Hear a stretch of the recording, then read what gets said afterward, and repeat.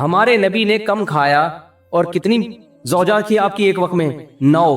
صحابہ کم کھاتے تھے اور اتنی بھاری بھرکم تلواریں اٹھا کے میدان جنگ میں لڑتے تھے۔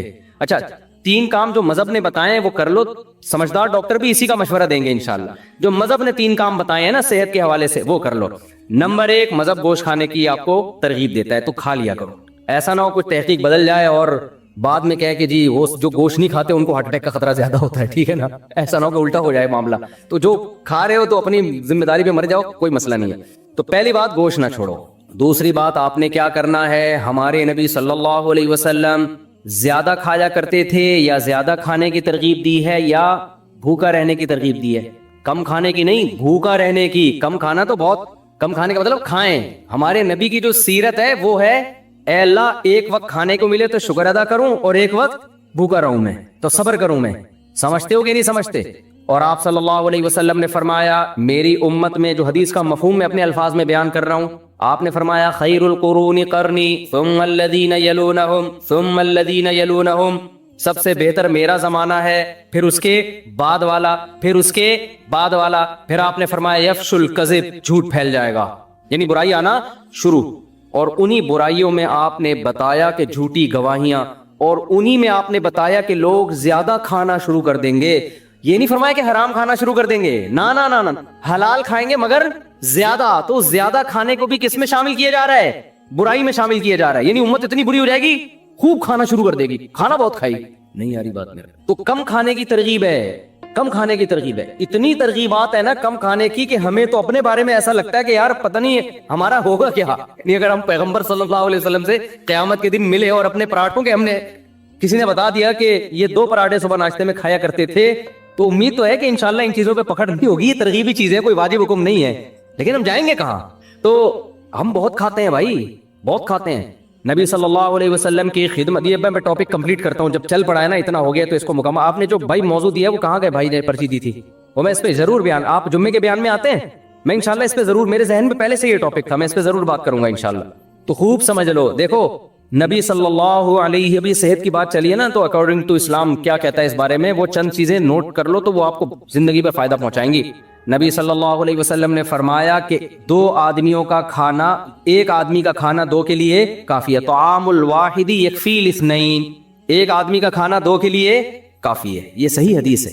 جتنے میں 2 آدمی، ایک آدمی سحر ہوتا ہے نا، اس میں اصل میں 2 کے لیے کافی کا کیا مطلب، سحر تو نہیں ہوتے، لیکن جتنی آپ کو انرجی چاہیے، جتنا آپ کو زندہ رہنے کے لیے، ایک مناسب لائف گزارنے کے لیے جتنی خوراک چاہیے، تو جتنا ایک آدمی کھا رہا ہے وہ کتنے کھانا شروع کر دیں، 2 کھانا شروع کر دیں تو کافی ہو جائیں گے آپ۔ اور ہمارے ہاں جتنا ایک کھاتا ہے، جتنا ایک کو کی خوراک ہے تو وہ 2 کی کھاتا ہے۔ وہ اس حدیث پہ کیسے عمل کر رہا ہے؟ الٹا، جتنا ایک میں سحر ہو جاتا ہے نا، حدیث تو کہہ رہے تم ایک میں جتنا پیٹ بھر جاتا ہے تو آدھے میں اس کا آدھا کر دو۔ اور میں آپ کو بتاؤں جب آپ آدھا کرو گے نا، پھر جو آپ گوشت کی یخنی پیو گے، وہ جو ہمارے نبی نے یوم نہر میں، مزہ آئے گا آپ کو، صحیح ہے نا، مزہ آئے گا، مزہ آئے گا۔ تو آدھا کر لو اس کو۔ اور نبی صلی اللہ علیہ وسلم کی خدمت میں ایک کافر آیا، آپ صلی اللہ علیہ وسلم اکرام کرتے تھے چاہے مسلم ہو غیر مسلم، آپ صلی اللہ علیہ وسلم نے اس کو دودھ پلایا۔ ہمارے ہاں دودھ پیا جاتا ہے ناشتہ کرنے کے بعد، 2 پراٹھے کھانے کے بعد، پھر آپ 1 گلاس دودھ پیتے ہیں اور کہتے ہیں کہ کیلشیم ملے گا، فیٹ ملے گا، کچھ بھی نہیں ملے گا اس سے، ٹھیک ہے، کس کے کھانچے کہیں ہیں ہی نہیں جہاں جا کے یہ فٹ ہو۔ ہم جو نبی کی سیرت میں دودھ دیکھتے ہیں نا، اس میں 2 چیزیں نظر آتی ہیں ہمیں۔ ایک تو شدید بھوک میں بھوک مٹانے کے لیے دودھ پیا گیا ہے، یعنی دودھ ایز اے کھانا استعمال کیا گیا ہے۔ ہمارے ہاں دودھ کو کھانا بولتے ہی نہیں ہے، دودھ جب شدید بھوک لگ رہی ہوگی نا تو پہلے خوب بریانی اور نہاری طبیعت سے پھوڑنے پھاڑنے کے بعد پھر کہیں گے، کیونکہ حکیم صاحب نے کہا کہ رات کو دودھ پی کے سونا چاہیے، لہذا پھر دودھ پی کے سو کے ایک دن دھماکے کے ساتھ پھٹ پھٹا کے ہلاک ہو جائے۔ تو ہم نبی کی سیرت میں دیکھتے ہیں، غزوہ احد میں دیکھو نا، سب صحابہ کو شدید بھوک تھی، تو حضرت ابو ہریرہ رضی اللہ تعالیٰ عنہ کو نبی نے حکم دیا یہ دودھ کا 1 پیالہ آیا ہے نا، شدید بھوک تھی صحابہ کو، 2 3 دن کے سے بھوک لگ رہی تھی، پیٹ پہ پتھر باندھے ہوئے تھے، تو آپ نے کیا فرمایا؟ حضرت ابو ہریرہ کہتے ہیں کہ 1 ہی پیالہ تھا، تو نبی صلی اللہ علیہ وسلم نے حکم دیا کہ دائیں طرف سے پلانا شروع کرو، تو کہتے ہیں میں نے سوچا کہ میں اتنا مجھے بھوک لگ رہی، میرے سے میں تو کچھ بھی نہیں آئے گا، اللہ نے برکت اتنی رکھی تو سب نے سحر ہو کے پیا اس کو۔ حضرت ابو ہریرہ کے برکت دے دی اللہ نے، ایک معجزہ نبی کا ظاہر ہوا، حضرت ابو ہریرہ نے پیا، کہتے ہیں اور پیو اور پیو، سحر ہو گئے حضرت ابو ہریرہ رضی اللہ تعالیٰ عنہ۔ اس طرح کی اور بہت ساری ہمیں مثالیں ملتی ہیں کہ شدید بھوک میں بھوک کس سے مٹائی ہے؟ دودھ سے. پھر دودھ جزو بدن بنتا ہے اور ایسا ٹھان کر کے جا کے باڈی کو لگتا ہے نا. تو دو چیزیں نبی نے بھوک میں استعمال کیا, دوسری چیز تازہ دودھ استعمال کیا آپ صلی اللہ علیہ وسلم نے, بوائل دودھ نہیں استعمال کیا, یعنی جہاں تک ہمارے معلومات ہے تازہ دودھ.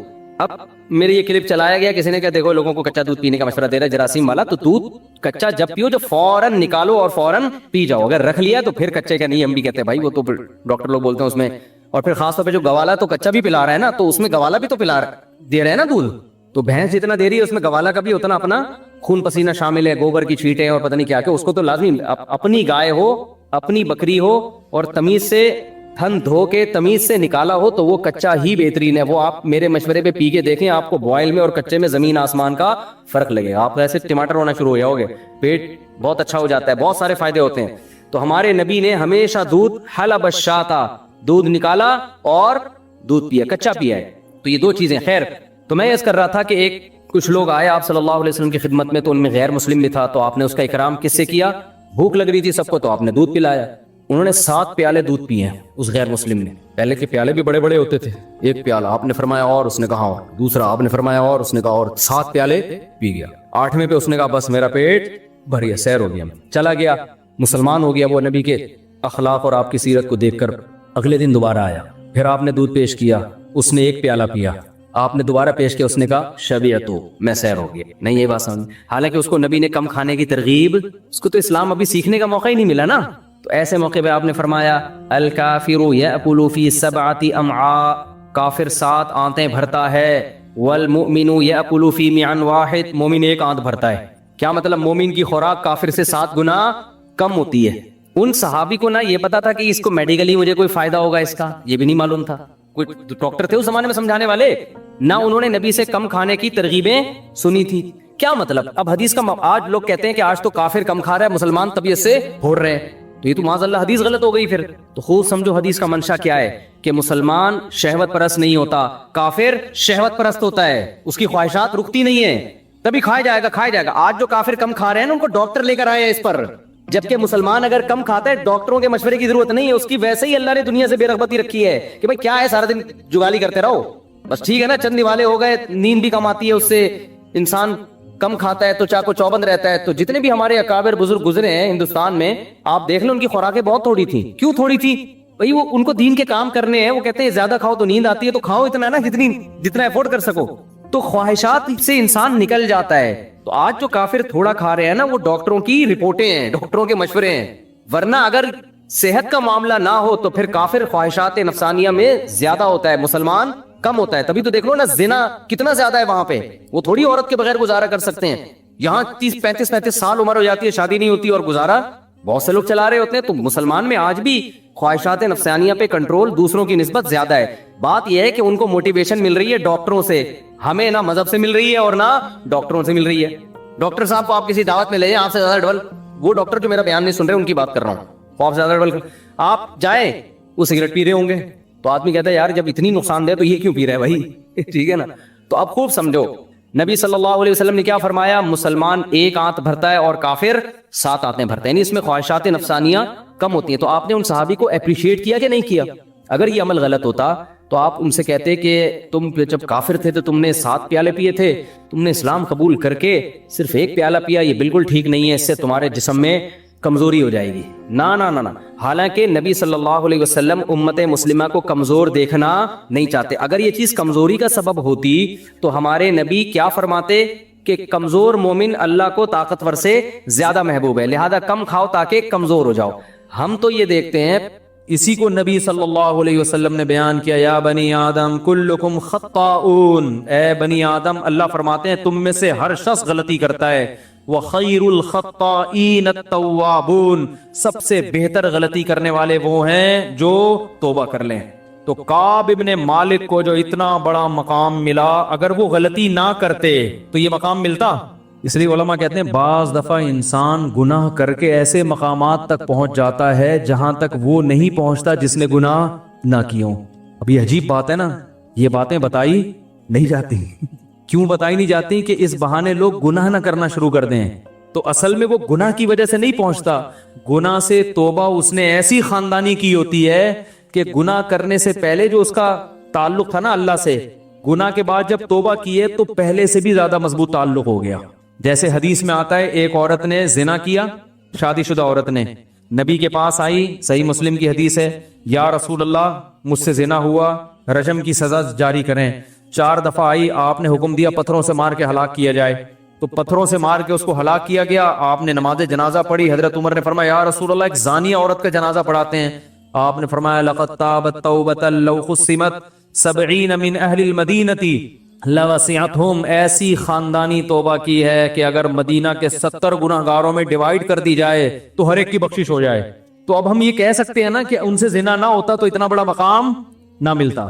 تو یہاں زنا نہیں ہے، زنا سے توبہ، زنا کی وجہ سے مقام نہیں ملا، زنا سے توبہ ایسی کی ہے کہ ایسی توبہ کوئی کرتا نہیں ہے کہ اپنے آپ کو پتھروں سے ہلاک کروانے کے لیے پیش کر دیا. یہ بڑی بات ہے نا کہ اتنا آخرت کا خوف کہ مجھے دنیا میں سزا چاہیے آخرت میں نہیں چاہیے، حالانکہ پتہ بھی ہے کہ توبہ کر لو گے تو معاف ہو جائے گا، لیکن تسلی نہیں ہو رہی، نہیں بھی سزا چاہیے. تو اس سے پتہ چلتا ہے بھائی غلطی کوشش کرو غلطی نہ ہو. دیکھو اس امید پہ غلطی کرنا کہ میں توبہ کر لوں گا بعد میں، یہ بہت بڑی حماقت ہے. یہ ایسے ہے جیسے اپنے آپ کو زخمی کرو اس امید پہ کہ بعد میں علاج کر لوں گا. تو ایسا تو کوئی بھی نہیں کرتا نا، ہو گیا نہ چاہتے ہوئے بھی ہو گیا، پھر ہے توبہ. تو کعب ابن مالک نے یہ سوچ کے تھوڑی غزوہ تبوک سے پیچھے رہ گئے تھے کہ بعد میں توبہ کروں گا، بلکہ وہ تو شیطان نے ورغلایا اور کھیتیاں پکی ہوئی تھیں، پورے سال باغ پہ محنت کی تھی، گرمی تھی، اب کھجور کھانے کا وقت آیا، سارے سال کی محنت ضائع ہوتے ہوئے نظر آ رہی ہے کہ تبوک میں چلے گئے تو، اور پھر یہ بھی سوچ رہے ہم تو ہر جنگ میں شریک رہے ہیں تو اس میں نہیں گئے تو کیا ہو گیا. تو اس طرح سے شیطان نے کیا کیا، روک لیا. اور شیطان کو پتا ہوتا نا کہ ایسی خاندانی توبہ کریں گے، وہ کہتا بھائی آپ جائیں. وہ کیا کہتا، بولو بھائی، شیطان نے قسم اٹھائی تھی نا اللہ سے کہ ان سے نافرمانی کرا کے چھوڑوں گا، تو اللہ نے بھی کیا فرمایا، دوسری روایت میں آتا ہے کہ جو توبہ کرے گا میں اس کو معاف کر دوں گا. تو شیطان اپنا کام کرا رہا ہے، آپ اپنا کام کرو. شیطان اگر پچھاڑ دیتا ہے تو توبہ کر کے اللہ کو مناؤ دوبارہ. تو کعب ابن مالک کی جو کو اتنا جو عزت ملی اس لیے کہ غلطی کا اعتراف کیا، جو سزا مل رہی ہے اس کو اللہ کا حکم سمجھ کے برداشت کی. اتنا بڑا مقام مل گیا ان کو جو غزوہ تبوک میں پیچھے رہ گئے تھے. منافقین نے کیا کیا اور مخلصین نے کیا کیا، اب دونوں کا آپ دیکھیں. آپ صلی اللہ علیہ وسلم جو تمام مخلوق میں سب سے افضل اور برتر ہیں، اس حیثیت سے نہیں کہ آپ عرب تھے، اس حیثیت سے نہیں کہ آپ قریشی ہیں، اس حیثیت سے نہیں کہ آپ ابراہیم علیہ السلام کی اولاد میں، نا نا نا نا نا، اس حیثیت سے کہ اللہ نے ساری دنیا کے سارے انسانوں تک اپنا پیغام پہنچانے کے لیے جو سلیکشن کی ہے وہ کس کی، محمد ابن عبداللہ صلی اللہ علیہ وسلم کی. تو اس حیثیت سے اگر اللہ کے نبی کی پیروی ہوگی، آپ کو راضی کریں گے، تو اس میں اللہ پہلے ہوگا، نبی بولو بھائی بعد میں، کیونکہ اس میں اصل مقصد کس کو راضی کرنا ہے، اللہ کو. اللہ کی رضا کے لیے نبی کو راضی کیا جا رہا ہے. منافق کیا کرتے تھے کہ جب تبوک سے واپسی پر وہ یہ دیکھا انہوں نے، بلکہ بعض مخلص صحابہ بھی جو غزوہ تبوک میں پیچھے رہ گئے تھے، منافقین نے کیا کیا اور مخلصین نے کیا کیا، اب دونوں کا آپ دیکھیں. منافقین نے کیا کیا، انہوں نے کہا کہ جا کے نبی کے سامنے، نبی صلی اللہ علیہ وسلم ہم پہ غضبناک ہوں گے کہ اتنی سخت مصیبت میں تم نے ہمارا ساتھ کیوں نہیں دیا. منافقین نے آپس میں مشورہ کیا کہ ہم نبی کو تکلیف میں دیکھنا بولو بھائی نہیں چاہتے، تو جھوٹ بول دو جا کے کہ ہمیں یہ عذر تھا یہ عذر تھا، تو نبی صلی اللہ علیہ وسلم کو تکلیف بھی نہیں ہوگی، آپ ہم سے خوش بھی ہو جائیں گے. تو یہ وہ خوشی ہے جس میں آپ صلی اللہ علیہ وسلم کی ذات کو ملحوظ رکھا جا رہا ہے. آپ صلی اللہ علیہ وسلم کو من حیث الرسول راضی کرنے کی کوشش نہیں کی جا رہی، کیونکہ رسول کی حیثیت سے آپ کو راضی کرتے تو کہتے پہلے اللہ، اور اللہ جھوٹ بولنے پر راضی بولو بھائی نہیں ہوتا. انہی کے لیے اللہ نے فرمایا اے نبی اگر آپ ان سے راضی ہو بھی گئے اللہ نہیں ہوگا راضی، ان کو بتا دیں، ٹھیک ہے، نبی کو خوش کر لو، اللہ راضی نہیں ہوگا. اور جو مخلص تھے ہلال ابن امیہ، کعب ابن مالک، مرارہ ابن ربیع رضی اللہ عنہم، یہ 3 صحابی مخلص تھے، یہ پیچھے رہ گئے. انہوں نے کیا سوچا کہ بھائی نبی کی رضا بذات خود مقصود نہیں ہے، وہ مقصود ہے اللہ کی وجہ سے. تو آج ہم سچ بولیں گے نبی ناراض ہو جائیں گے، لیکن اگر جھوٹ بولے تو نبی تو خوش ہو جائیں گے لیکن اللہ ناراض. تو انہوں نے صاف صاف آ کے کہا، جب رسول اللہ صلی اللہ علیہ وسلم نے کعب ابن مالک سے پوچھا الم تکن قد ابتعت ظہرک، اے کعب ابن مالک تمہارے پاس سواری نہیں تھی تبوک میں جانے کے لیے؟ تو انہوں نے کیا فرمایا؟ یا رسول اللہ سب کچھ میرے پاس موجود تھا، کوئی عذر نہیں پیش کر سکتا میں۔ آپ صلی اللہ علیہ وسلم کا چہرہ غصے سے بولو بھائی سرخ ہو گیا۔ دیکھو تکلیف ہو رہی ہے نا آپ کو، لیکن کعب ابن مالک کیا سوچ رہے ہیں؟ بھائی اگر اللہ کو ناراض کر کے اللہ ناراض ہو جائے گا، میں بھی، وہ فرماتے ہیں کہ مجھے اتنے لوگوں نے ورغلایا کہ جھوٹ بول دو، کہ قریب تھا کہ میں بھی کچھ، بھائی نبی کی یہ تکلیف تو نہیں دیکھی جاتی تھی نا صحابہ سے، تو وہ کیا کہتے ہیں؟ میں نے کہا یا رسول اللہ کوئی عذر میرے پاس نہیں۔ آپ کا چہرہ انور غصے سے کیا ہو گیا؟ سرخ۔ اور آپ نے فرمایا قم، اڑ جاؤ یہاں سے۔ صحابہ کے لیے یہ جملہ پہاڑ سے کم نہیں تھا، جتنا ان کو عشق و محبت تھی نا نبی سے، ان کے لیے یہ جملہ، یہ کہنا آسان ہے، جس پہ گزری ہوگی وہ جانتا ہے اس جملے کا وزن کیا تھا۔ قم حتی یقضی اللہ فیک۔ ان بچوں کو کنٹرول کریں بھائی، یار مسجد کے کوئی خادم ہے نا، اوپر جا کے ذرا بچے شور مچا رہے ہیں۔ قم حتی یقضی اللہ فیک، اٹھ جاؤ یہاں سے، اللہ تمہارے بارے میں فیصلہ کرے گا۔ اور یہ بھی نہیں کہ وقتی جذبات ہوں، آپ صلی اللہ علیہ وسلم نے تینوں صحابہ کے بارے میں حکم دیا کوئی ان سے بات چیت نہیں کرے، اتنا سخت بائیکاٹ کروایا کہ فرماتے ہیں کہ ہمارے لیے مدینہ کی گلیاں اجنبی ہو گئی تھیں، حتیٰ کہ ان کی بیویوں نے بھی نبی سے آ کے پوچھا یا رسول اللہ ہمیں ساتھ رہنے کی اجازت ہے؟ آپ نے فرمایا تم بھی الگ ہی اختیار کر لو، بیویوں کو حکم دیا۔ 2 صحابی تھے، ان کی بیویوں کو بوڑھے ہونے کی وجہ سے خدمت کی اجازت دے دی، باقی کعب ابن مالک جوان تھے، ان کی بیوی کو بھی حکم دیا الگ ہی اختیار کر لو۔ یہ وہ لوگ تھے جو ہر جنگ میں نبی کے ساتھ شریک رہے ہیں۔ کیسے ان کے دل میں خیالات آئے ہوں گے کہ یار ہم نے بدر میں بھی ساتھ دیا، ہم نے احد میں بھی ساتھ دیا، ہم نے خندق میں بھی ساتھ دیا، شیطان برگلا سکتا ہے نا، ایک جنگ میں اگر ہم پیچھے رہ گئے تو ہمارے ساتھ معاذ اللہ یہ سلوک ہو رہا ہے۔ تو کعب ابن مالک رضی اللہ تعالی عنہ غزوہ احد میں بھی شریک رہے، غزوہ خندق میں بھی، وہ کہہ سکتے تھے میں سب میں شریک رہا، تو میرا ایسا بائیکاٹ کہ مجھے کہا جا رہا ہے مجلس سے اٹھ کے چلے جاؤ۔ ہم جیسے نالائق ہوتے تو کیا حال ہوتا ہمارا؟ ذرا سی بات پہ کیسے ہم لال پیلے ہو جاتے ہیں۔ وہ چلے گئے اٹھ کے، کیوں؟ اس لیے کہ وہ نبی کی ذات کو نہیں دیکھ رہے۔ بھائی کسی سے ذاتی جب مسئلہ ہو، کسی سے ذاتی محبت ہو، ذات کا مسئلہ ہو، تو وہ اتنا برداشت بولتے کیوں نہیں کرتا؟ باس کو برداشت نہیں کرتے لوگ، وہ یہ دیکھ رہے ہیں کہ یہ اللہ کے کیا ہیں؟ نمائندے ہیں بھائی۔ جب اللہ کسی بات کا، یہ جو کہہ رہے ہیں نا چلے جاؤ، تو یہ نہیں کہہ رہے، کون کہہ رہا ہے؟ اللہ کہہ رہا ہے۔ یہاں اکڑ دکھانا، یہ اللہ کے سامنے اکڑ دکھانا ہے جس نے ہمیں پیدا کیا۔ تو صحابہ جو رسول اللہ صلی اللہ علیہ وسلم کو دیکھتے تھے وہ اس حیثیت سے کہ آپ محمد ابن عبداللہ نہیں ہیں، آپ سید الانبیاء اور رسول اللہ ہیں۔ کتنی قربانیاں، لیکن نبی نے حکم دیا بیوی کو بھی الگ ہو جاؤ۔ اکیلے فرماتے ہیں کعب ابن مالک میں 40 دن اس حال میں رہا ہوں کہ قرآن نے میری کیفیت کو بیان کیا۔ ضاقت علیہم الارض بما رحبت، زمین اپنی کشادگی کے باوجود کیا ہو گئی؟ تنگ ہو گئی، ایسی زمین ہو گئی۔ فرماتے ہیں کہ میں سلام کرتا تو کوئی میرے سلام کا جواب نہیں دیتا۔ اسی دوران فارس کے بادشاہ نے ایک لیٹر بھیجا، خط بھیجا آپ کے پاس کہ ہم نے سنا ہے کہ تمہارے ساتھیوں نے تمہیں جو مقام ملنا چاہیے وہ مقام نہیں دیا، تم عزت دار آدمی ہو، تمہارے ساتھ یہ کچھ ہو رہا ہے، آ جاؤ ہمارے پاس۔ کتنی بڑی آزمائش تھی کہ نہیں تھی؟ دشمن فائدہ اٹھاتا ہے نا ایسے موقع پہ، اور کتنا پروٹوکول ملتا ہے، جب فارس چلے جاتے فوراً وزارت مل جاتی ہے۔ یہاں کیا مل رہا ہے؟ اتنی قربانیوں کے باوجود ایک غلطی پر بائیکاٹ، اور یہ پتہ بھی نہیں ہے کہ یہ بائیکاٹ کبھی ختم بھی ہوگا کہ نہیں۔ کعب ابن مالک کہہ رہے تھے کہ مجھے یہ خوف تھا کہ اس حال میں میری کہیں موت نہ ہو جائے، میری موت اس حال میں ہو کہ نبی صلی اللہ علیہ وسلم مجھ سے ناراض ہو تو میرا بنے گا کیا؟ تو جیسے ہی وہ خط ملا ہے نا بادشاہ کا، آپ فرماتے ہیں میں نے کہا اللہ نے ایک آزمائش مجھے دی تھی، میں اس میں ناکام ہو گیا، تبوک میں شریک نہیں ہوا، یہ دوسری آزمائش میں بھی کہیں ناکام نہ ہو جاؤں۔ اسے پھاڑ کے آگ میں پھینک دیا اس خط کو۔ 40 دن اسی طرح گزرے ہیں کہ پھر آپ صلی اللہ علیہ وسلم نے فجر کی نماز کے بعد صحابہ کی طرف رخ کیا اور فرمایا کہ آپ کا چہرہ جو ہے نا 14ویں کے چاند کی طرح چمک رہا تھا۔ آپ نے فرمایا کہ کعب ابن مالک کو خوشخبری سنا دو اور ان 2 صحابی کو بھی کہ اللہ نے ان کی توبہ قبول کر لی ہے۔ تو صحابہ اتنے خوش ہوئے کہ جب کوئی خوشی کی خبر کسی دوست کو پہنچانی ہو تو ہر آدمی کوشش کرتا ہے میں بتاؤں۔ تو وہ صحابی جو ہے نا ایک فوراً تیز رفتار گھوڑے پہ بیٹھے کہ دوسرے سے پہلے میں پہنچ جاؤں۔ کہتے ہیں لیکن دوسرے صحابی نے سیلا پہاڑ پہ چڑھ گئے، جو ہے وہ اعلان کر دیا یا کعب ابن مالک ابشر، بس اتنے لفظ کہے انہوں نے. حضرت کعب ابن مالک کا گھر دور تھا مسجد سے، تو کہتے ہیں میں اپنے گھر کی چھت پہ نماز پڑھ رہا تھا کہ مجھے پہاڑ سے آواز آئی فجر کے بعد کہ کعب ابن مالک خوشخبری قبول کرو. بس اتنا لفظ میں نے سنا اور مجھے یقین ہو گیا کہ اللہ نے میری توبہ قبول کر لی. تو وہ جو گھوڑے پر بیٹھ کے گئے تھے نا، وہ کہتے ہیں آواز گھوڑے کی اس رفتار سے تیز. اس زمانے میں جیٹ طیارے نہیں ایجاد ہوئے تھے جو آواز سے بھی تیز ہوتے ہیں، ورنہ وہ طیارے میں بیٹھ کے چلے جاتے.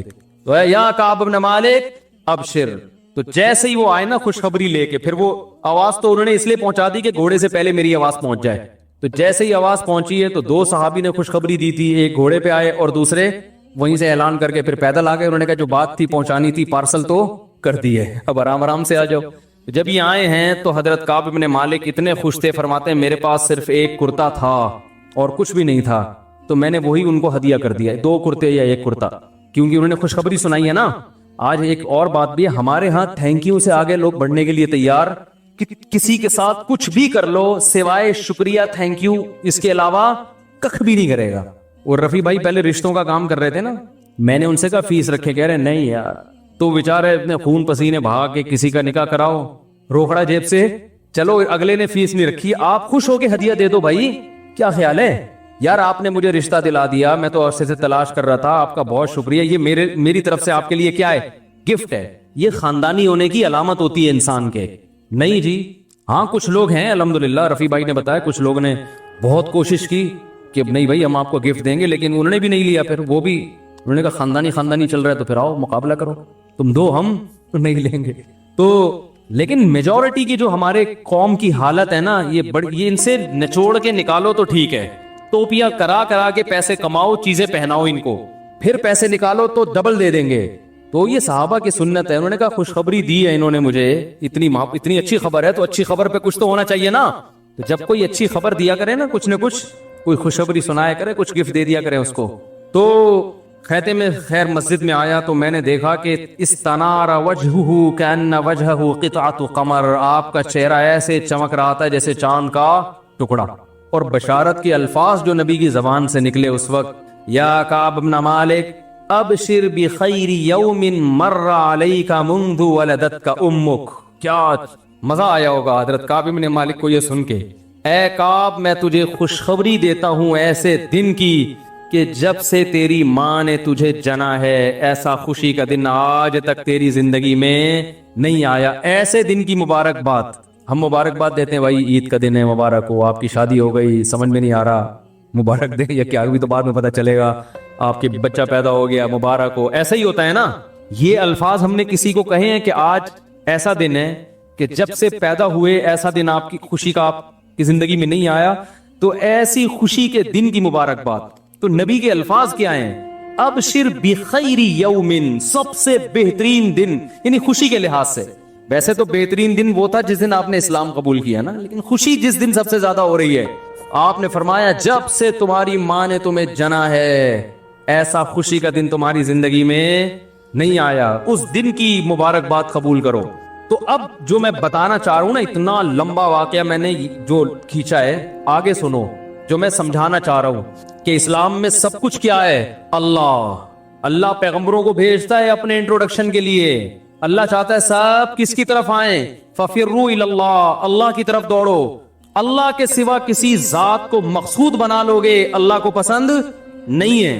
اور یہی نبی صلی اللہ علیہ وسلم نے اپنی امت کا ذہن بنایا، اور قرآن بھی یہی کہتا ہے. تو اب دیکھو کیونکہ نبی کی ٹریننگ کیسی تھی، صحابہ کو کیسا نبی نے، یہ جو فلسفہ میں آپ کو بتا رہا ہوں، یہ رسول اللہ صلی اللہ علیہ وسلم نے صحابہ کو کیسا دماغ میں ان کے اتارا تھا. جب نبی نے یہ خوشخبری سنائی ہے، ابشر بخیر یوم مر علیک منذ ولدتک امک، اے کعب تیری ماں نے جب سے تجھے جنا ہے اس دن سے لے کے آج تک تیری زندگی کا جو سب سے خوشی کا دن ہے، اس کی خوشخبری قبول کر، اس کی مبارکباد قبول کر. تو فوراً کعب بن مالک نے کیا کہا ہے؟ امن کا ام من عند اللہ، یا رسول اللہ یہ خوشخبری آپ اپنی طرف سے دے رہے ہیں یا اللہ کی طرف سے؟ نہیں آ رہی بات، کیونکہ میں نے جو 40 دن ٹینشن اٹھائی ہے یہ کس کے لیے اٹھائی ہے؟ اللہ کے لیے. کیونکہ میں اگر آپ کو راضی کرنا چاہتا تو جیسے منافقین نے اس وقت گھمائی باتوں کو میں بھی گھما لیتا، تو یہ ٹینشن ہوتی نہیں. یہ تو ہم سب کس کے لیے کر رہے ہیں؟ تو یہ خوشخبری مجھے اس کی جو ہے نا کنفرمیشن چاہیے, مجھے اس کی تسلی چاہیے. حل من کا ام من عند اللہ, یہ جو آپ بشارت دے رہے ہیں آپ نے مجھے معاف کیا ہے یا اللہ نے کیا ہے؟ بھائی دو جہتیں, نبی بھی تو ناراض ہو گئے تھے نا. تو کعب بن مالک کے دل میں خیال ہے بھائی ابھی اللہ نے تو ہو سکتا ہے توبہ قبول نہ کی ہو, اس کے لیے الگ سے. نبی جو ذاتی طور پر بھی تو ناراضی ہوتی ہے نا انسان کو. بھئی آپ صلی اللہ علیہ وسلم جنگ کے کمانڈر ہیں, امیر ہیں, خلیفہ ہیں, اس حیثیت سے بھی تو انسان ناراض ہوتا ہے. تو ہو سکتا ہے اس حیثیت سے آپ ناراض ہوئے ہوں اور آپ اب خوش ہو گئے ہوں. تو جو اصل مسئلہ تھا وہ تو اب بھی کیا ہے, اٹکا ہوا ہے. تو فوراً یہ سوال کرنا, دیکھو ہوتا کیا ہے, نبی صلی اللہ علیہ وسلم یوں فرماتے کہ ابشر بخیر یوم, سب سے بہترین دن کی مبارکباد قبول کرو. آپ فرماتے یا رسول اللہ قبول کی, خوش ہوتے یا رسول اللہ آپ دعا فرمائیں اللہ نے آپ کو راضی کر دیا مجھ سے. اب تھوڑی دیر کے بعد پوچھتے یا رسول اللہ میں ایک اور بات آپ سے پوچھنا چاہتا ہوں کہ آپ تو مجھ سے راضی ہو گئے ہیں, اللہ بھی ہوا ہے کہ نہیں ہوا؟ یہ تھوڑی دیر بعد بھی تو ہو سکتا تھا نا. یار نہیں, وہ تلوار کہاں ہے بھائی, کدھر گیا؟ آپ کو بولا ہے میں مذاق تھوڑی کروں, تلوار یہاں روب ہوتا ہے بھائی, لا کے رکھا کرو تلوار یہاں پہ. سوال سمجھ میں آ رہا ہے؟ بھائی ہم ہوتے اول تو ہم پوچھتے ہی نہیں, اول تو یہاں تک ہماری تو نوبت پہنچتی نہیں. ہم تو کہتے ہیں ابے بھائی میں اتنے کچھ کارنامے سر انجام دے چکا ہوں بھائی, کیا چھوڑو یار, ہم نے تو بھائی اپنی طرف سے کوشش کر لی. جیسے آج ہوتا ہے نا, اس لیے میں کہتا ہوں جو ابا کو راضی ہے نا, جو لوگ کہتے ہیں ابا یوں ہیں تو ابا اب میرا میٹر گھوم گیا ہے, اور بھائی ابا کو جو خوش کرنا ہے اس لیے نہیں کہ آپ کے ابا ہیں, اس لیے کہ ان کو خوش کرنے کا حکم کس نے دیا ہے؟ اللہ نے. جب اللہ سامنے ہوتا ہے نا تو پھر انسان بڑوں کے سامنے نخرے نہیں کرتا. کہ باس سے لڑو بھائی, آپ نے کمپنی کے لیے بہت کچھ خدمات کی, ایک دفعہ آپ کی سے غلطی ہو گئی, باس نے کہا بھائی نکل یہاں سے, میں تیرا بائیکاٹ کروں گا. آپ جو جا اوڑے تمہارے باپ کا تھوڑی کھاتے ہیں, تنخواہ لیتے ہیں, اچھا لگتا ہے, خدا میں آپ کو ایوارڈ دوں گا. یہ غیرت مند ہونے کی کیا ہے؟ کیونکہ باس کو جو خوش کر رہے ہو اللہ کے لیے تھوڑی, باس کو بھائی پیسوں کے لیے خوش کرتا ہے آدمی. یار باس سے بنا کے رکھو, تنخواہ ٹائم پہ ملے گی, اور فری پھوکٹ میں تھوڑی. آپ اس کو اس کی کمپنی چلا رہے ہو, وہ بھی تو کما رہا ہے نا. ارے وہ بھی کما رہا ہے تو وہ بھی آپ کو دے رہا ہے, تو دونوں ایک دوسرے فائدہ اٹھا رہے ہیں. کسی کا کسی پر احسان نہیں ہے. تمیز سے چلے گا چلے گا, نہیں چلے گا جا رہے یہاں سے, اڑے تڑے کر کے بات کرو آپ. وہاں ایسا نہیں. اور باپ کا جو حیثیت ہے نا ماں اور باپ کی, وہ یہ نہیں ہے کہ آپ کے ابا ہیں تو ابا اچھے چل رہے تھے تو آپ بھی اچھے چل رہے تھے, ابا کا میٹر شارٹ ہو گیا تو آپ نے 2 دفعہ برداشت کیا, تیسری دفعہ میں آپ نے کہا ابا میں اب اس سے زیادہ برداشت نہیں کر سکتا, ایسی کی تیسی. نا نا نا نا, ابا کو جو راضی کرنا ہے وہ ابا کے لیے نہیں, وہ کس کے لیے؟ اللہ کے لیے. کیونکہ ابا کی بھی 2 حیثیتیں ہیں, یعنی ابا سے جو اچھا سلوک کرتے ہو 2 وجہ سے. ایک تو اس لیے کہ ابا ہیں, تو یہ تو ہندو بھی کرتا ہے, اتنا نہیں کرتے جتنا مسلمان کرتے ہیں, لیکن بہرحال کرتے تو رسپیکٹ تو دیتے ہیں نا. انگریز بھی, میں نے ایک انگریز کو دیکھا آسٹریلیا میں اپنی بوڑھی ماں کو گلے مل کے ایسے کھڑا ہوا ہے, مجھے بڑا اچھا لگا یار, بوڑھی ماں تھی ایسے گلے مل رہا ہے. میں نے کہا کہاں کیا ہو رہا ہے؟ پتہ چلا کہ وہ کسی دوسرے ملک جا رہی ہے اماں. مجھے اچھا لگا یار, چلو کافر ہیں مگر اپنی ماں کو عزت دے رہے. کافی دیر تک اپنی ماں سے گلے مل کے چپکا رہا, ہو بڑا اچھا لگ رہا تھا مجھے. تو وہ بھی دیتے ہیں بھائی, چاہے تھوڑی دیر کے لیے دے رہا ہو, پھر واپسی پہ اولڈ ہوم میں کرا دے, ہو سکتا ہے نہ کرا رہا ہو, سارے تھوڑی کراتے ہیں, بہت سے گھر میں بھی رکھتے ہیں ابا اماں کو. لیکن یہ رسپیکٹ دینے کی وجہ کیا, یہ کیا ہے؟ اماں. ہم جو ماں باپ کو عزت دیتے ہیں بھائی, یہ غلط فہمی دماغ سے نکال دو, وہ اس لیے نہیں دے رہے کہ محض اس لیے کہ ابا ہیں اور یہ اماں ہیں, بلکہ اس لیے کہ اللہ نے فرمایا وَوَصَّيْنَا الْإِنسَانَ بِوَالِدَيْهِ. اللہ فرماتے ہیں تیرے باپ نے تجھے اپنی رسپیکٹ کا حکم نہیں دیا, میں نے حکم دیا تجھے کہ اپنے باپ کی عزت کر, اور حکم نہیں دیا, وصیت کی ہے جو حکم سے بڑھ کر چیز ہے. تو جب اللہ کی وجہ سے کسی کو عزت دی جاتی ہے تو پھر وہ کیفیت ہوتی ہے جو کس کی تھی؟ کعب ابن مالک رضی اللہ عنہ کی تھی. بہت مشکل ہے بھائی, بات سمجھانا بہت مشکل ہو گیا. تو پھر سمجھ میں کیوں نہیں آ رہی؟ اگر اتنا آسان ہے تو رپورٹیں تو وہی آ رہی ہیں جو میرا بیان سن رہے ہیں, ان کی رپورٹیں بھی کوئی اتنی اچھی کہ بھئی چلو سن کے اتنے اچھے بن گئے کہ اب وہ ویسے کے ویسے ہی ہیں. تو رپورٹ جب تک نہیں آئے گی اس کا مطلب بیان سمجھ میں نہیں آ رہا. تو خیر, کعب ابن مالک کو نبی نے کیا فرمایا؟ خوشخبری قبول کرو. تو ایسا لگتا ہے فوراً جب کہا نا من کا من ام من عند اللہ, اس کا مطلب ان کے دماغ میں بس ایک چیز سوار ہو گئی تھی کہ کس کو راضی کرنا ہے؟ اللہ کو. اس لیے فوراً پوچھا یا رسول اللہ یہ خوشخبری آپ کی طرف سے ہے یا اللہ کی طرف سے؟ نبی نے فوراً جواب, نبی بھی غضبناک نہیں ہوئے. ہاں میں کہہ رہا تھا اگر ہم ہوتے, پیر صاحب ہوتے جو مارکیٹ میں چل رہے ہیں, میں اپنے مرید سے کہتا, پہلے کئی دن ناراض رہتا, میں کہتا اب میں خوش ہو گیا ہوں.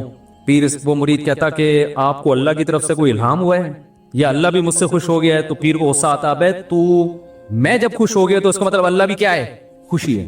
یہی ہوتا ہے نا بھائی, میں اور اللہ میں کوئی فرق معاذ اللہ ہے ہی نہیں. پیر صاحب خوش ہیں تو کون خوش ہے, اللہ خوش ہیں. پیر صاحب ناراض ہیں تو کون ناراض ہیں, اللہ ناراض. تو خیر رسول اللہ صلی اللہ علیہ وسلم سے فوراً کعب ابن مالک نے پوچھا, یا رسول اللہ امین کا ام من عند اللہ, یہ جو خوشخبری آپ دے رہے ہیں کہ ایسا دن میری زندگی میں کبھی بھی نہیں آیا, اس دن کی مبارک بات جو آپ دے رہے ہیں یہ مبارک بادی آپ کی طرف سے ہے یا اللہ کی طرف سے؟ آپ نے فرمایا لا بل من عند اللہ. آپ اور خوش ہوئے, فرمایا نا نا نا میری طرف سے نہیں بلکہ کس کی طرف سے, اللہ کی. یعنی گویا بزبان حال بتایا کہ میں بھی جو اتنا خوش ہوں اس لیے کہ کس کی طرف سے بشارت ہے, اللہ کی طرف سے. جب اللہ خوش ہو گیا تو میں کیوں خوش نہیں ہوں گا؟ سمجھ میں نہیں آ رہی میرا خیال ہے. تو کعب ابن مالک کہتے ہیں میں نے یہ عزم کیا کہ میں, اچھا اب دیکھو خاندانی لوگ تھے نا, وہ جو خوشخبری سنانے کے لیے آ رہا ہے اس کو بھی ہدیہ دے رہے ہیں, اور جب نبی سے تصدیق ہو گئی کہ اللہ نے وہی نازل کی, اور یہ سورہ توبہ میں یہ آیتیں ہیں وَعَلَى الثَّلَاثَةِ الَّذِينَ خُلِّفُوا, اللہ نے ان 3 کی توبہ بھی قبول کر لی. تو کعب ابن مالک کہتے ہیں میں سوچ بھی نہیں سکتا تھا کہ اللہ میری توبہ کو قرآن کا جز بنا دیں گے, قرآن کا جز بنا دیں گے تو ہمیشہ پڑھا جائے گا. دیکھو حضرت کعب ابن مالک کو اتنا پروٹوکول کیوں ملا ہے قرآن کی طرف سے, یہ سمجھنے کی چیز ہے.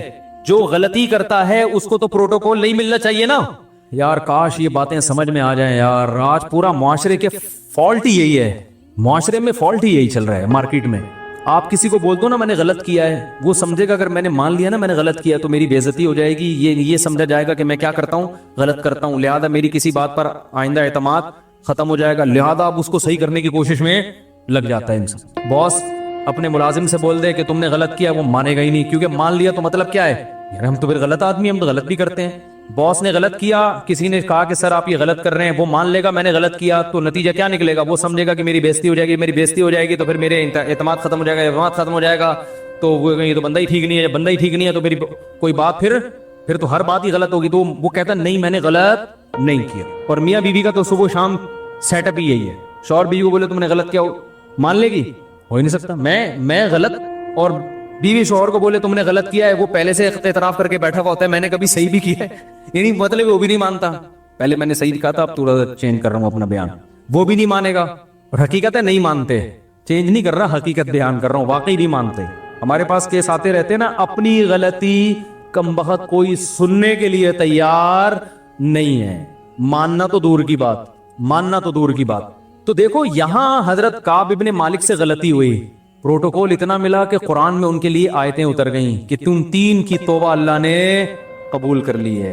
ایسا اتنی عزت, 3 سارے جانتے تھے یہی 3 ہیں, کتنا خوش ہوئیں گے ہمیشہ تراویح میں قیامت تک ہمارا نام لیا جا, ہمارا تذکرہ ہوتا رہے گا ہمیشہ, کتنا خوش ہوئے ہوں گے وہ. یہ اتنا پروٹوکول غلطی کرنے کی وجہ سے نہیں ملا, غلطی تسلیم کرنے پر ملا ہے کہ غلطی کی جو سزا ہے اس کو کیا کیا جا رہا ہے, ایکسپٹ کیا جا رہا ہے, قبول کیا جا رہا ہے. اسی کو نبی صلی اللہ علیہ وسلم نے بیان کیا, یا بنی آدم کلکم خطاؤن, اے بنی آدم اللہ فرماتے ہیں تم میں سے ہر شخص غلطی کرتا ہے, وخیر الخطائین التوابون, سب سے بہتر غلطی کرنے والے وہ ہیں جو توبہ کر لیں. نہ تو آپ ایسے ہو سکتے ہیں کہ آپ سے کبھی غلطی نہ ہو. تو ہاں اب جو میں بات کر رہا تھا, جب توبہ قبول ہوئی ہے, توبہ جب کعب ابن مالک کی قبول ہوئی, بری سنائی گئی ہے, تو خوشخبری دینے والے کو بھی کیا کیا, گفٹ دیا نا. تو اب جب نبی نے بتایا کہ اللہ نے توبہ قبول کر لی ہے, تو پہلے تو تسلی کی کہ اللہ نے کی ہے یا آپ نے معاف کی ہے, تو بتایا اللہ نے. تو فوراً اگلا جملہ پتہ ہے کیا تھا, یا رسول اللہ اس مال کی وجہ سے میں جہاد سے پیچھے رہ گیا, تو یہ سارا مال صدقہ. یہ توبہ بھی کیا ہے, تبھی تو یار یہ صحابہ تھے بڑے خاندانی. عرب کو آپ جو اس دور میں عرب تھے نا, بعض مورخین ان کا بہت ہی بھیانک نقشہ کھینچتے ہیں کہ بڑے ایسے تھے, ایسا نہیں ہے بھائی, ان میں کچھ برائیاں ضرور تھیں مگر بلڈ کیا تھا, کیونکہ خاندانی لوگوں میں اللہ نے اپنے پیغمبر کو بھیجا ہے کہ کل قیادت ان کے ہاتھ میں آئے گی. بنی اسرائیل کو میں اللہ نے موسیٰ علیہ السلام کو تو بھیجا, مگر بنی اسرائیل کو پوری دنیا کی قیادت اللہ دینا چاہتے ہی نہیں تھے, اور موسیٰ علیہ السلام آخری نبی بھی نہیں تھے, ان کے بعد بھی نبیوں کا سلسلہ جاری ہونا تھا, تو اللہ نے بنی اسرائیل دے دی. کیسے نالائق تھے نا, کہیں سے بھی خاندانی واندانی چیزیں تھیں ان کے اندر, چند ایک کو چھوڑ کر, چند ایک کی تو اللہ نے تعریف کی ہے, لیکن بنی اسرائیل میں اکثریت کیا تھی, जिस बात का हुक्म दो ये हर बात में, और ये सखावत तो थी नहीं, लेकिन इधर सहाबा को देखो कैसा बर्दाश्त किया उन्होंने। वो ये कह सकते थे कि अगर मैंने गुनाह किया था, पहली बात तो ये कि मैं हर जंग में शरीक रहा हूं, तो ये गलती हो गई तो बस मैंने 2 रकत पढ़ के अल्लाह से तौबा कर ली तो मामला क्या हो गया। क्योंकि मसला तो यही है कि तौबा कर लो तो अल्लाह क्या कर देता है, माफ। हमारी तो ऐसे ही तौबा होती है, कोई गलती हुई, बल्कि इतना भी नहीं तकल्लुफ, अस्तगफिरुल्लाह, बस चलो सब क्या हो गया, माफ। इतना भी कम बात करने के लिए तैयार नहीं है चलो यार इतना भी कर लेना, ये भी नहीं करते। अल्लाह तो इसमें भी माफ कर देता है कि भाई आइंदा नहीं कर, यहां तक भी नहीं आ रहे। तो पहली बात, काब इब्ने मालिक कह सकते थे कि सारी जिंदगी जिहाद करता रहा, एक गलती हुई, और वैसे तो गलती सारी जिंदगी भी जिहाद ना किया हो, हर दफा ही इंकार किया हो, तो जितने भी बड़े गुनाह हो, एक तौबा सारे गुनाहों को क्या कर देती है, माफ। तो मसला तो यही है, उलमा से सुना है, मसला तो यही है, बस 2 रकत भी नहीं पढ़ने की जरूरत, तौबा कर लो, क्या हो जाएगा, माफ। और वाकई माफ हो जाता है। अल्लाह का कानून भी यही है कि आइंदा ना करो, यानी आज़म करो आइंदा नहीं करूंगा, ना ना ना ना, इतना नहीं, बल्कि सारी जंगों में शरीक, और उसके बाद भी फिर 40 दिन जो बाइकआउट हुआ उसमें जो टेंशन हुई है, कह सकते थे कि चलो मैंने तौबा भी की और दुनिया में उसकी गुनाह की सजा भी अल्लाह ने दे दी। जो 40 दिन में टेंशन में कि नबी को सलाम कर रहा हूं तो सलाम का जवाब नहीं दे रहे, मेरी तरफ देख नहीं रहे हैं, समझ रहे हो कि नहीं समझ रहे। तो ये जो टेंशन 40 दिन मैंने गुजारे, और फिर एक बादशाह ने मुझे लेटर भेजा, उसको मैंने जला दिया, ये बड़ी आजमाइशों से गुजर गया। अब तो मैं दूध का धुला हुआ बिल्कुल नीट और क्लीन हो चुका हूं, अब मजीद कुछ करने की जरूरत नहीं है। ना ना ना, खानदानी लोग भाई, माल से मोहब्बत जो सहाबा की गलतियों को हाईलाइट करता है ना, वो समझ रहा होता है कि वो अपने ऊपर कयास कर रहा होता है कि जैसे हमसे होती है तो इसी तरह उनसे। उनकी गलतियों में और हमारी गलतियों में जमीन और आसमान का फर्क है। उनकी गलतियां ऐसे होती हैं जैसे आदम अलैहिस्सलाम को शैतान ने वरगला के जन्नत का दरख्त खिला दिया। इसका ये मतलब तो नहीं है कि आदम अलैहिस्सलाम के दिल में अल्लाह के हुक्म की वैल्यू नहीं है, ये मतलब थोड़ी है। शैतान इंसान को कुछ न कुछ वो घुमाता रहता है तो इंसान घूम जाता है। हम जो गलती करते हैं तो अल्लाह का खौफ हमारे दिल से निकल चुका होता है, अल्लाह की अजमत हमारे दिल से निकल चुकी होती है। तो सहाबा के दिल से अगर अल्लाह की अजमत निकली होती तो इतनी कुर्बानियां जो उन्होंने दी हैं वो कुर्बानियां ना देते। देखो हजरत अबू सुफियान को शैतान ने रोका इस्लाम कबूल करने से। ये बात आज नेगेटिव उसमें बयान की जाती है वे में कि इतनी देर से इस्लाम कबूल किया जैसे सब कुछ हल हो चुका था। ओ भाई, शैतान ने उनको रोका है, वरगलाया, लेकिन जब कबूल किया उन्होंने इस्लाम तो फिर उस इस्लाम लाने के बाद की कुर्बानियां देखो उनकी। उनको ये एहसास था कि मैं देर से मुसलमान हुआ हूं तो अब मुझे